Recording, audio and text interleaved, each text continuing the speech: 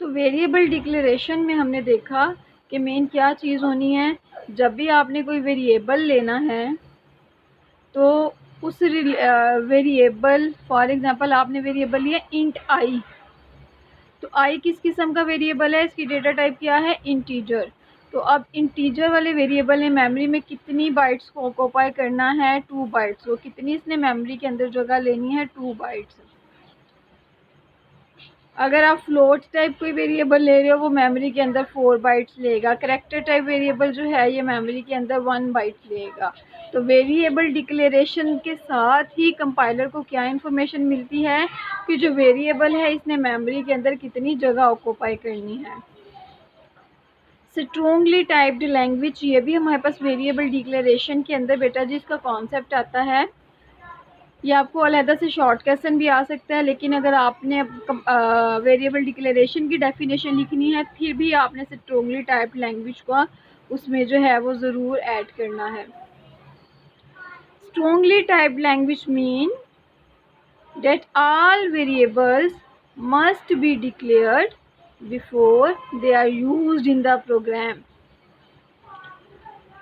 कि अगर आपने अपने प्रोग्राम के अंदर 5 वेरिएबल्स यूज़ किए हैं, उन तमाम वेरिएबल्स को यूज़ करने से पहले डिक्लेयर करना ज़रूरी है। फॉर एग्ज़ाम्पल हमने 2 वेरिएबल्स लिए अपने प्रोग्राम के अंदर, इंट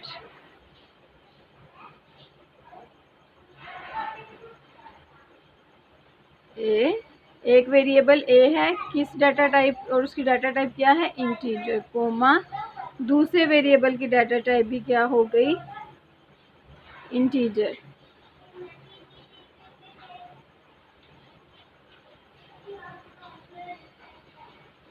इंट ए कोमा इंट बी, ये क्या है, वेरिएबल डिक्लेरेशन। इसमें हमने क्या किया है, 2 वेरिएबल्स दिए हैं ए और बी, उन दोनों की डाटा टाइप क्या है, इंटीजर है।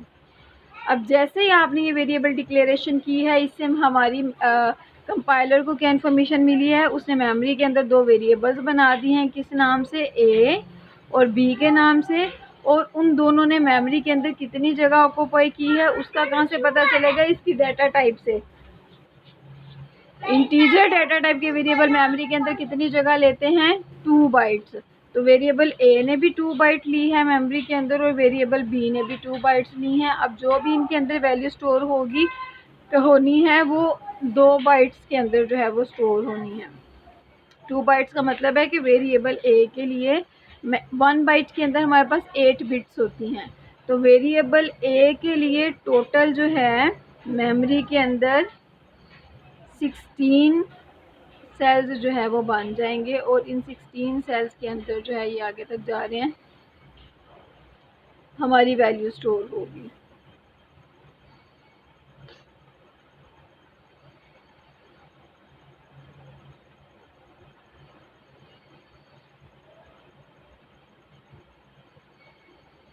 तो हमने फॉर एग्जांपल अब हम वेरिएबल ए को यूज़ कर रहे हैं अपने प्रोग्राम के अंदर। अगर हमने इसको कहीं पे इस्तेमाल करना है वेरिएबल ए को, नेक्स्ट लाइन में अगर मैं आती हूँ कि ए इज़ इक्वल्स टू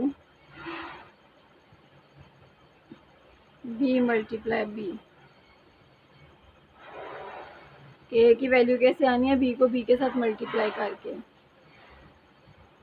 तो अब मैंने ए को यूज़ किया प्रोग्राम के अंदर, मैंने बी को यूज़ किया, इन दोनों को पहले डिक्लेयर करना ज़रूरी है।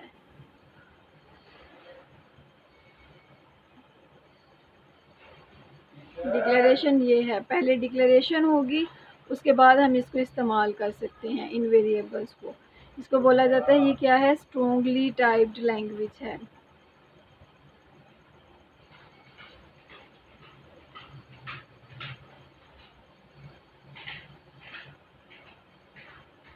A variable can be declared anywhere in the program before its use। तो जब भी आपने वेरिएबल को इस्तेमाल करना है उसके इस्तेमाल से पहले वेरिएबल को डिक्लेयर करना ज़रूरी है। स्ट्रॉन्गली टाइप्ड क्या हो गया कि all variable must be declare before they are used in the programme.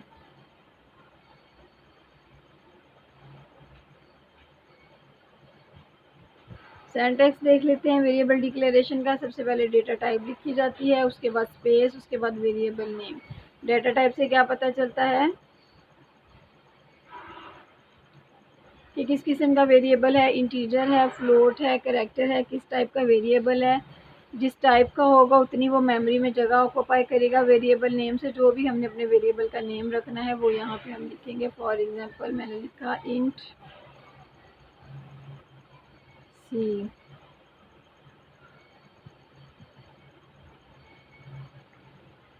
तो ये सी जो है ये वेरिएबल नेम है, इंट जो है ये हमारी डाटा टाइप है। आगे कुछ एग्जांपल्स हैं। Int marks, float average, int marks, float average, character grade, double salary. इन तमाम में जो फर्स्ट वाली हैं इंट, फ्लोट, चार, डबल, ये सारी हमारे पास जो हैं ये डाटा टाइप्स हैं। डाटा टाइप से क्या इन्फॉर्मेशन मिल रही है कि ये वेरिएबल जो है मेमोरी में कितनी बाइट्स को ऑक्यूपाई करेंगे। Marks, average, grade and salary are the variable names जिसके अंदर हमारी वैल्यूज स्टोर होनी है। वेरिएबल इनिशियलाइजेशन, ये हमारे पास सेकंड टॉपिक आ गया है। वेरिएबल इनिशियलाइजेशन क्या है? The process of assigning a value two variable. Variable को वैल्यू असाइन करने का जो प्रोसेस है उसको इनिशियलाइजेशन बोला जाता है। कि और इसमें कौन सा ऑपरेटर इस्तेमाल होता है इनिशियलाइजेशन के अंदर? इक्वल साइन, इसको असाइनमेंट ऑपरेटर भी बोला जाता है। Variable name is written to the left side of the equal sign. Variable का नाम जो है वो इक्वल साइन के लेफ्ट साइड पे लिखा जाता है। And value is written on the right side, और वैल्यू जो होती है वो इक्वल ऑपरेटर के राइट साइड पे लिखी जाती है। एग्जांपल देख लेते हैं आगे। अच्छा पहले एग्जांपल देखते हैं फिर गार्बेज वैल्यू पे आते हैं। ये जनाब इसका सिंटैक्स है। स्टार्ट वाला आपको सेम नज़र आ रहा होगा वेरिएबल डिक्लेरेशन की तरह। Data type, space, variable name. आप वेरिएबल डिक्लेरेशन और वेरिएबल इनिशियलाइजेशन को एक स्टेप के अंदर भी कर सकते हो, एक ही लाइन के अंदर भी कर सकते हो, या एक लाइन के अंदर वेरिएबल डिक्लेरेशन कर ली और नेक्स्ट लाइन के अंदर वेरिएबल इनिशियलाइजेशन कर ली। ये देखिए जो n इज इक्वल्स टू 30, यहाँ पे लिखा हुआ है variable n is equals to 30।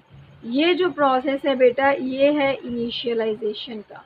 Initialisation में हमने अभी देखा क्या है, the process of assigning a value to a variable. इसमें हम क्या कर रहे हैं, एक वेरिएबल n है और एक वैल्यू 30 है। हम क्या कर रहे हैं, वेरिएबल n को एक वैल्यू असाइन कर रहे हैं, कौन सी? 30, और किस ऑपरेटर की मदद से? इक्वल साइन की मदद से। ये जनाब हमारा जो है ये वेरिएबल इनिशियलाइजेशन हो गया। अब ये int n is equal to 30 semicolon का मतलब है कि इस लाइन के अंदर इंट n तक जो है ये वेरिएबल डिक्लेरेशन है जिसमें हम वेरिएबल नेम और उसकी डेटा टाइप बता रहे हैं, और n इज इक्वल टू 30 जो है ये हमारे पास वेरिएबल इनिशियलाइजेशन है जिसमें हम n को एक वैल्यू असाइन कर रहे हैं, कौन सी? 30।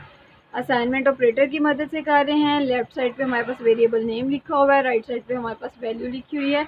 कुछ और एग्जांपल्स हैं। अगर आपके पास सेम डाटा टाइप के दो वेरिएबल्स हैं तो आप उन्हें कोमा की मदद से अलग-अलग भी वैल्यूज़ असाइन कर सकते हैं। ये देखिए पॉइंट वाली वैल्यू के लिए हमने फ्लोट डाटा टाइप ली, एवरेज वेरिएबल है और उसको वैल्यू कौन सी दे रहे हैं? 8.5। यहीं तक आज का हमारा लेसन है।